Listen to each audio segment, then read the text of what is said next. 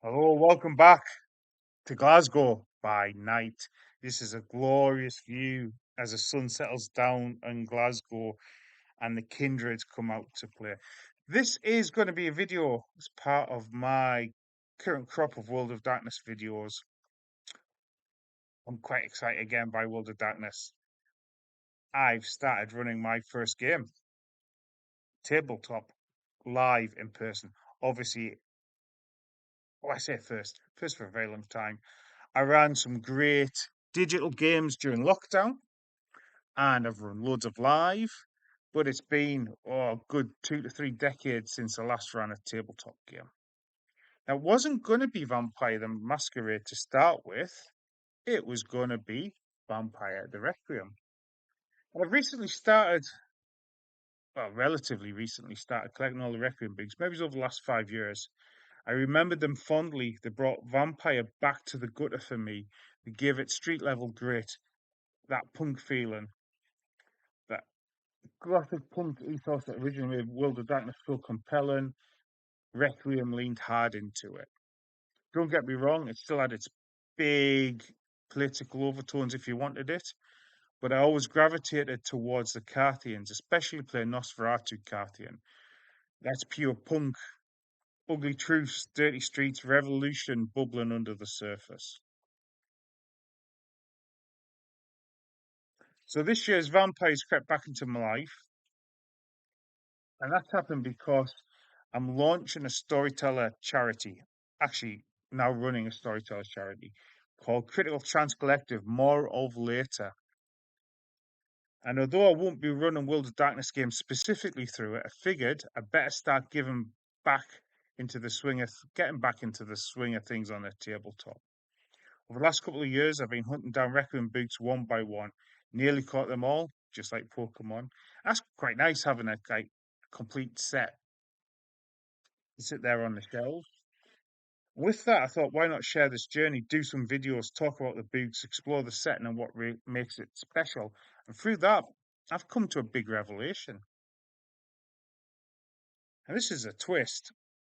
I thought Requiem was the game I wanted. I'd actually been holding it up on a pedestal for years. I thought this was the version that made Vampire feel more real, more immediate, more intimate. None of the grand sweep and end times of third edition, just you, the beast, and the streets. So when I sat down this year to plan a new Vampire game, I thought it's got to be Requiem, a real street level chronicle, pleasuring characters on the main streets of Glasgow. Comic book Nosferatu there. Honestly, it's one of the best World of Darkness books you'll ever read. Then I remembered I'd run V5 too. Two solid campaigns during lockdown, set in a bleak and broken down Philadelphia, where it's never sunny in Philadelphia. Am I right? And actually, my current chronicle is called It's Never Sunny in Govan. In case you don't know, Govan is an area of Glasgow, famous Govan shipyards. Now, those games were great, but as the world opened up, it got harder to get everyone around the table. Life gets in the way. The other thing about those games was there were existing players in the World of Darkness, people I'd role played with years ago, brought back together during lockdown. But we wanted to explore how the meta had changed, the storylines had changed. So essentially, it was a 3.5 version of Vampire with lots of the elements thrown in. But this new game that I'm running currently is for new people who are new to the World of Darkness and new to Vampire.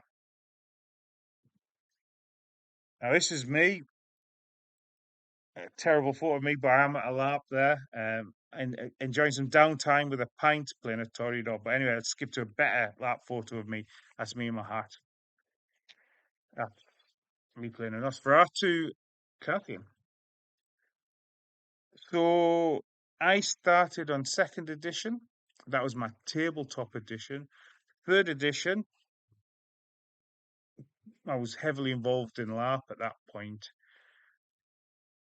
and part of a massive roleplay organization. The Camarilla had a global influence, but in the UK, I was visiting lots of games, involved in this big national storylines, sometimes international storylines, and that's where Masquerade thrived. It did change to Requiem, and I felt Requiem would have been better as a tabletop than a live game. So there's always those tensions. I think I've talked about that in another video.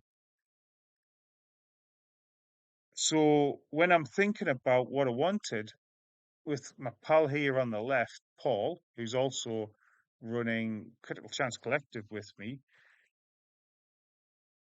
we've always talked about the wanting to do street level games, and I thought Requiem would fit it better.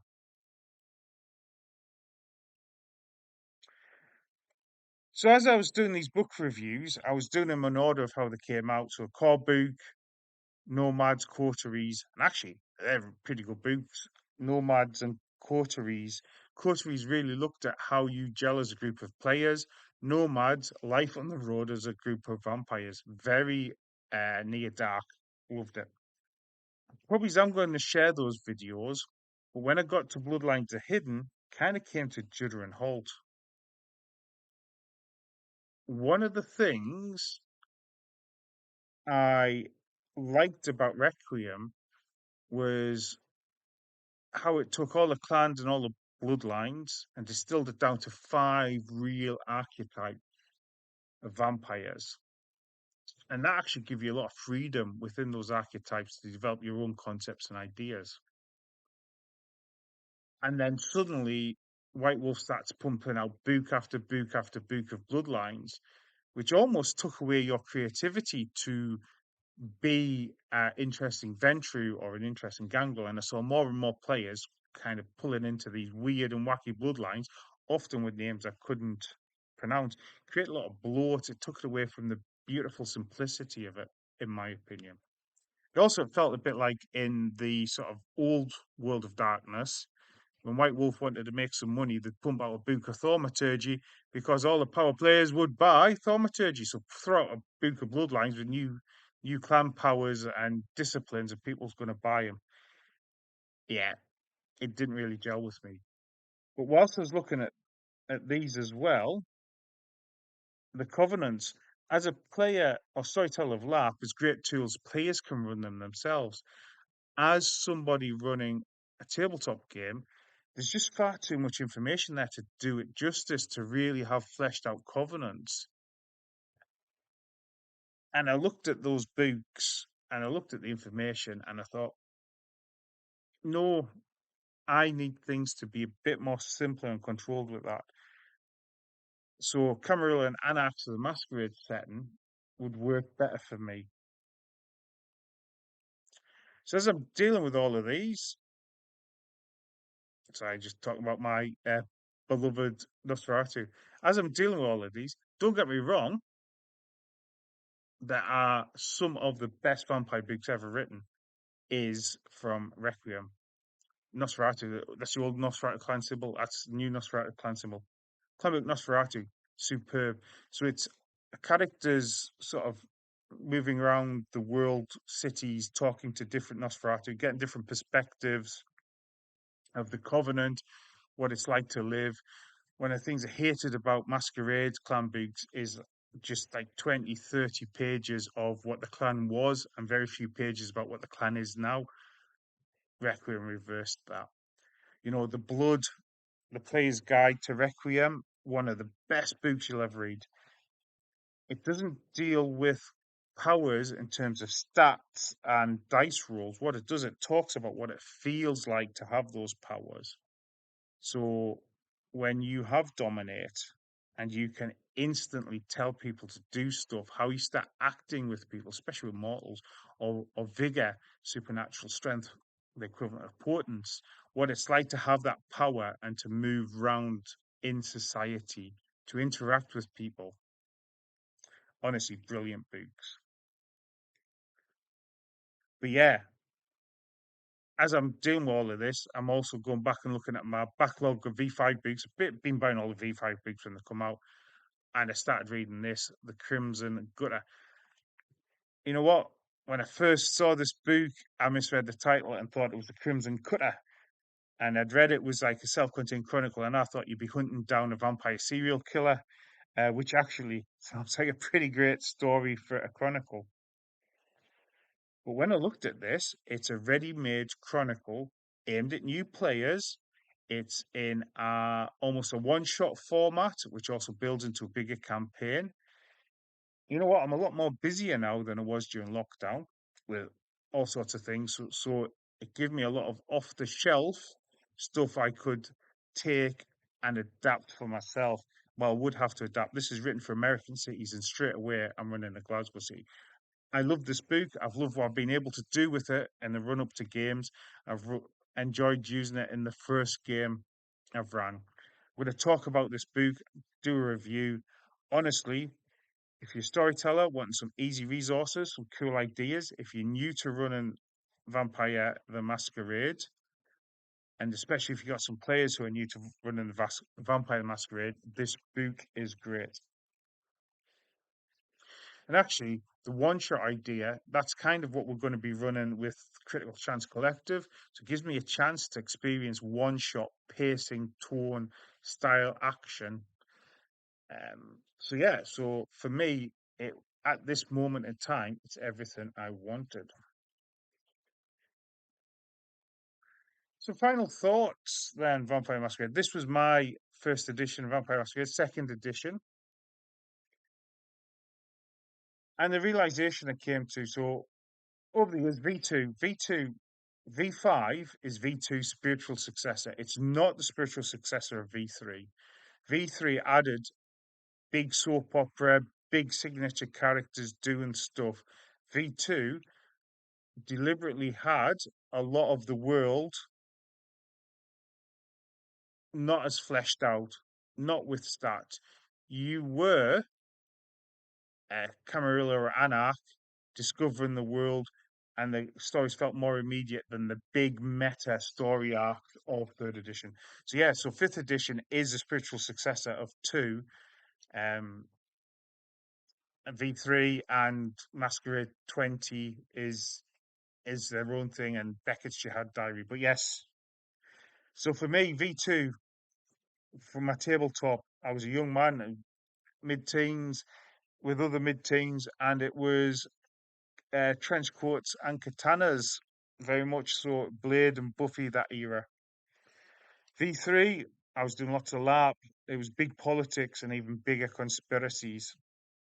Requiem is when I started to really understand and appreciate the vampire condition, the personal course, the loneliness, the blood.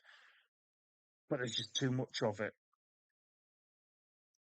By the time we looked at the covenants and everything else, it was V5. V5 for me, I say going back to V2, it's taking the best bits of Requiem, taking the best bits of Masquerade, put them together and refined it. And it's allowing me to run a really tight, character driven stories. It's giving me tools to help that, you know, blood resonance, predator styles, lots of good stuff there. And actually, while I've been doing this, this is probably my favorite piece of art. Certainly, it's the art that captured me way back when.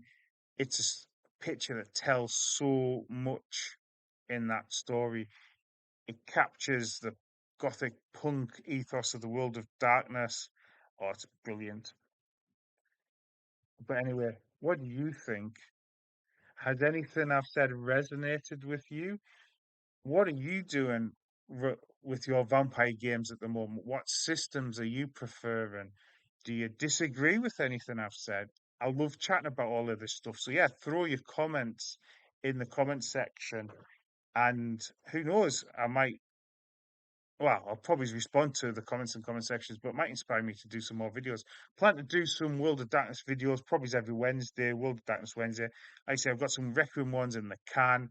I'll do some ones of like looking at the current crop of V5 books, which is all fairly um, of the here and now, and talk a bit about maybe how the Chronicles going as well. My new gaming stuff. There'll also be some content about Critical Chance Collective. Deliberately not talking too much about it until we do our proper big official launch. But yeah, really looking forward to chatting to you about it and maybe it's getting your help, support, and advice. But anyway, thanks for listening. I look forward to chatting to you in another video. That's bye for now. Goodbye.